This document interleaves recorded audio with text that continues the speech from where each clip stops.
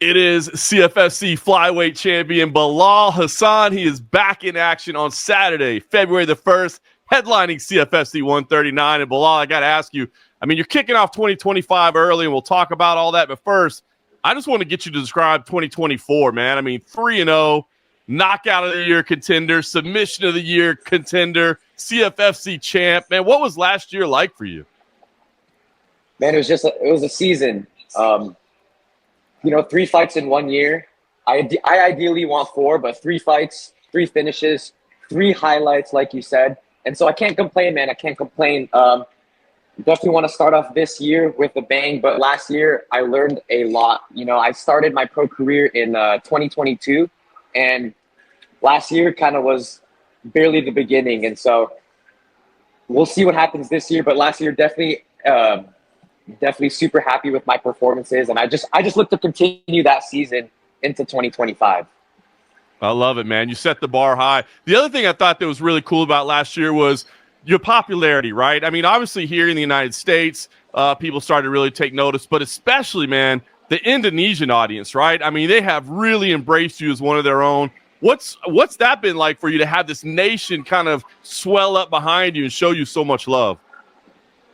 It's very, very surreal, man. Actually, funny enough, I'm in Malaysia right now. It's my first ever time in Malaysia.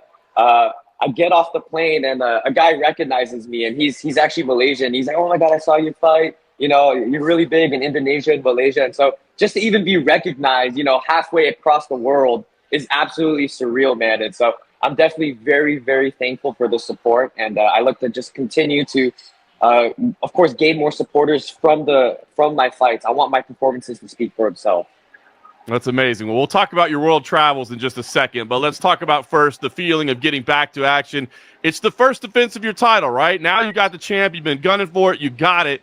I know there's bigger goals down the line, but this is the first time to defend the title. The target's on your back. You're not just the guy on the way up. Now you're the guy that they're gunning for. Does it have any different energy, different feel walking in as champion? No, not at all. It's just another fight to me. And I think I said in my last interview, I always feel like there's a target on my back. I feel like I'm the star of the CFFC division. I'm talking all this smack. I'm very confident, but I also put on the performances as well. And so, yeah, definitely, I've always felt like there's a target on my back. And the more eyes and the more pressure that's on me, I think the better that I perform. And so I'm just welcoming all of it, man. That's beautiful. Well, as you said, you've backed it up so far, and you've made it very entertaining. Now you've got Brian Hauser. Talk to me a little bit about what you see in Brian as an opponent. He's a guy that hasn't fought in a while, but not that he hasn't been trying. He just kind of struggled to get some fights, and so he's had some opponents fall out. But he's got a great wrestling background. He's shown some power early on in his fighting career. So I guess, what have you seen of him? What do you make of him as an opponent?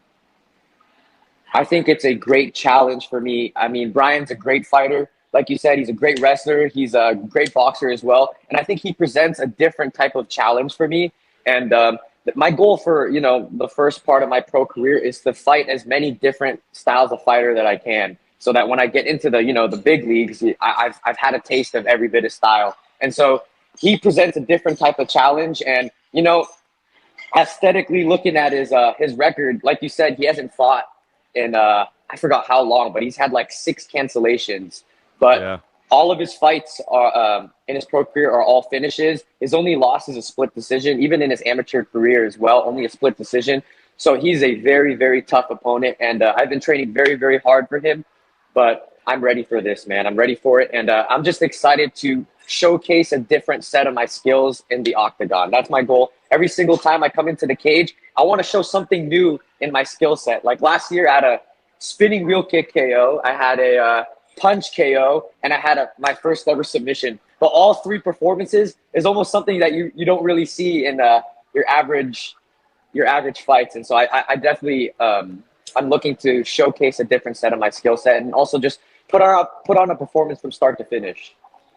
I love it. Well, you've proven yourself must-watch TV in the CFFC, that's for sure. And like you said, some great performances.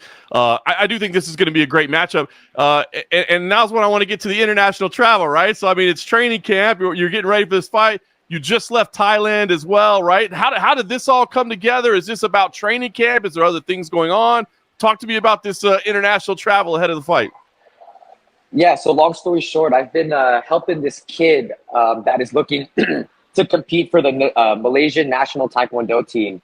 And so he's originally from Washington, and I've been working with him for about like 3 to 4 months now. And they offered me to come out here to Thailand and Malaysia to train and then basically coach him in his tournament. So, I took the opportunity, and it was my first time in Thailand and Malaysia. And so I got a lot of training in. I got to explore a lot and try great food. And so, man, I'm just extremely grateful for the opportunity. But yeah, with him already looking to compete, I have to be dialed in as well. I have to be disciplined. And so him looking to compete is around the same timeline as me. So we're both dialed in, and he competes this Sunday. And so I'm definitely excited for that. That's awesome, man. Was that a difficult decision for you to make, Bilal? I mean, obviously you want to be there for your friend, and obviously this is a great trip, but like you said, I mean, this is a key point in your career. You had to be dialed in. You kind of got to be a little bit selfish as well, right? So was this a difficult decision for you to make, to decide whether, you can be of assistance to somebody else versus just focusing on yourself? Yes and no. Like I said, I've been able to have so much training here. It's been really tough training, but man, I'm dialed for, the whole year. Like, I hate the term camp. Like, I'm never like, I have to get into shape. I'm always in shape. I'm always training. And so I can take opportunities like this. I can, I'm having a fucking cheesecake right now, man. I'm having a cheesecake. I'm having a latte.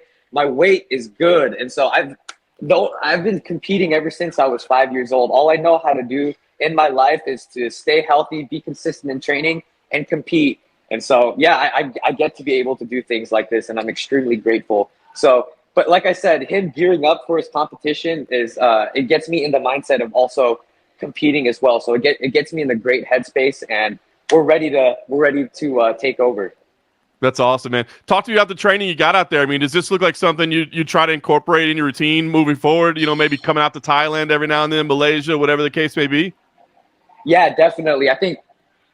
I think it'd be a great opportunity because, like I said, the only thing I love to do is train. Of course, traveling comes into it as well. But all I know is how to train and stay healthy. And so I would love to, come out into Thailand during a training camp, come out to Malaysia, even Indonesia one day as well. I love it, man. I would love to do that.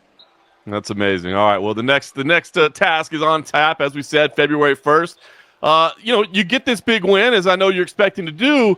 I mean, you're just 23 years old, right? But you've been at the top of the CFFC shortlist for a while, right? The list that we put together, the guys that we think are the most ready for the UFC. So what's your mindset right now? I mean, I know you're focused on CFFC 139, but are you thinking Dana White's Contender Series? Are you thinking UFC? Or at such a young age, do you feel like, there's no rush, let's maybe get some more experience before we get there? What's the path you see for yourself?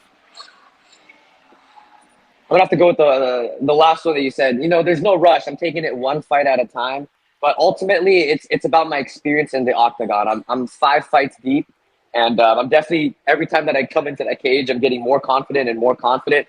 And so who knows, if I go out there and I can showcase a different side of my skill set and prove to the world and to myself that I belong at the top 15 in the UFC, then shoot, who knows, maybe like a 2-week short notice fight. I know there's February 22nd in Seattle, my hometown, the first time UFC is coming in. And so who knows, if I can put on a clinic, come out healthy, we'll see if that's in the run. But if not, I'm taking my time, man. I'm taking every bit of my time, and I just love the journey of it. Like, fighting is cool and all, but I love the training. I love the everyday grind to just become a better martial artist. That's incredible. I didn't even think about that scenario. Seattle would be pretty amazing. I mean, like I said, you don't want to count your chickens before they hatch when you're talking about turning around that quick. But how cool would that be, right? Yes, sir. Agreed. I'm might as well manifest it now. I love it, man. Well, listen, like you said, man, it's been nonstop highlights since your UFC run or CFFC run started. The UFC run will be starting soon, I imagine. But what do you think we see here at CFFC 139, man? I mean, knowing the type of opponent you're facing, I mean, are you envisioning a certain thing? As you said, you've shown us, man, the grappling game, the slick submission last time I thought was fantastic. The spinning wheel kick has been played over and over on highlight reels everywhere on the screen of the Sphere, which was amazing. I mean, what do you think we see here at CFFC 139? I think you see another highlight. I think stylistically, he's going to want to push the pace. And the thing about me, man, I'm so dynamic. I can fight going forward. I can fight going back. So I see Mr. Brian Hauser running into something and me finishing him in either the second or third round. I love it, man. Well, I'm excited for this main event, February 1st. Well, I appreciate the time. I want to let you get back to that cheesecake and that latte. Any other thoughts or messages that you want to get out there? Any messages you want to get across or thoughts that you want to relay to people? Yeah, to all my supporters, but more in specific, the Indonesian and Malaysian people. Terima kasih buat semua. The support is absolutely unreal. Like, I almost feel like I don't deserve it. And so it's just more motivation for me to go out there and represent my country and put on great performances from start and to finish. I love it, man. Well, you've done that every time you stepped in there. We're looking forward to the next one. Much success with the rest of your training. Safe travels out to Philadelphia, and we'll see you on February 1st, Bilal. Thank you so much, Mr. John Morgan. Great talking to you.